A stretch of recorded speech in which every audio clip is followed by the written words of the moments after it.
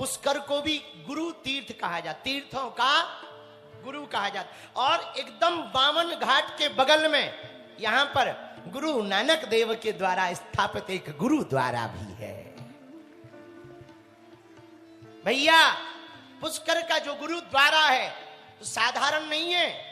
हमारे सिख परंपरा के आचार्य, सिख परंपरा के गुरु नानक देव जी यहां विराजमान रहे। उन्होंने यहां पर किनारे पर बैठ करके गुरु ग्रंथ साहब का पाठ किया, औरों से भी करवाया। अद्भुत है ये पुष्कर, इसलिए इसको तो गुरु तीर्थ इसीलिए कहा जाता है। अभी वर्तमान में 350वां शहीदी वर्ष चल रहा। भारत के एक ऐसे गुरु हुए जिन्होंने हिंदुओं को बचाया, इसलिए उनको जो उपमा दी गई, हिंद दी चादर गुरु तेग बहादुर। हिंद दी चादर बाहे गुरु जी दा खालसा, बोले सो निहाल। हिंद दी चादर गुरु तेग बहादुर। भैया जब कश्मीरी पंडितों के ऊपर आक्रमण हुआ तो सब ब्राह्मण पंडित गुरु तेग बहादुर के पास गए कि एक ऐसा आक्रांता आया है जो मन भर जनेऊ को तौल करके जब तक देख नहीं लेता तब तक भोजन नहीं करता, चोटियों को काट रहा, हिंदुत्व को गिरा रहा है। गुरु तेग बहादुर ने कहा, कश्मीरी पंडितों, तुमको तो कोई महापुरुष ही बचा सकता, वरना हिंदू और हिंदुत्व का बचना मुश्किल है। वहीं पर गुरु तेग बहादुर जी के पास में ही सिखों के 10वें गुरु 9 साल की जिनकी अवस्था थी, 9 वर्ष का एक बालक खड़ा हुआ था, गुरु गोविंद सिंह।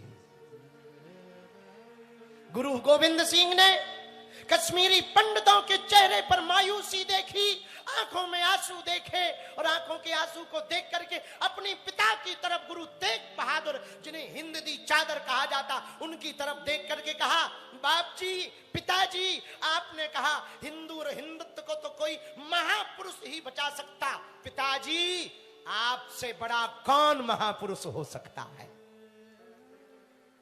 इतना सुनते ही गुरु तेग बहादुर समझ गए। तत्क्षण हाथ में तलवार लेकर के प्रण किया, कश्मीरी पंडितों से कहा कि जाओ, जाकर के उस म्लेच्छ राक्षस से कह देना हमारा धर्म परिवर्तन करवाए, तो भारत का धर्म परिवर्तन होगा। हम प्राण दे देंगे लेकिन धर्म परिवर्तन नहीं करेंगे। और सब साहबजादे सहित पूरे परिवार का बलिदान दे दिया, लेकिन अपनी परंपरा, अपनी संस्कृति को नहीं छोड़ा। भारत के हिंदुओं, हिंद दी चादर गुरु तेग बहादुर ना होते तो आज हिंदू धर्म भी नहीं बचा होता।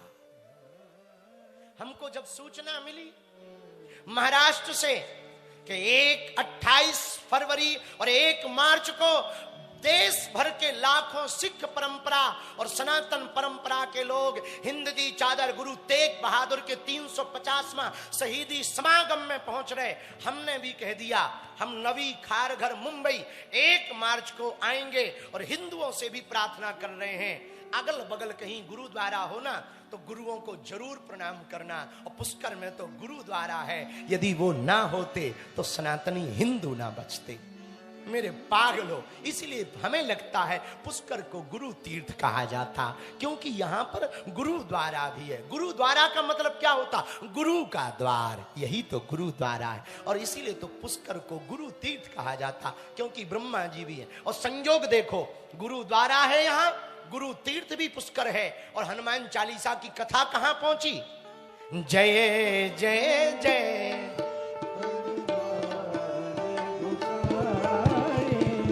दोनों हाथ उठा के गाओ।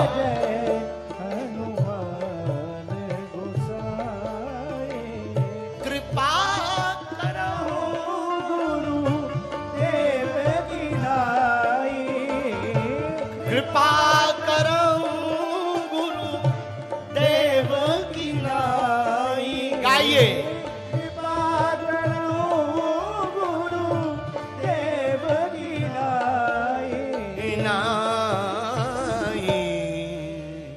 सीताराम सीताराम सीताराम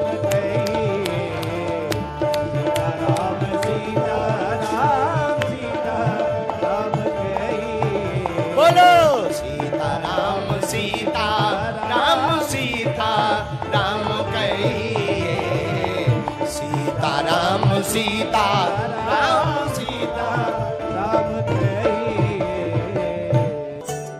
बालाजी महाराज के कृपा पात्र बागेश्वर धाम पीठाधीश्वर परम पूज्य धीरेन्द्र कृष्ण शास्त्री जी महाराज का पावन संकल्प। मध्य प्रदेश में छतरपुर के ग्राम गढ़ा में बनेगा विश्व स्तरीय कैंसर अस्पताल एवं रिसर्च सेंटर, जिसकी आधारशिला देश के यशस्वी प्रधानमंत्री नरेंद्र मोदी जी के कर कमलों से रखी जा चुकी है।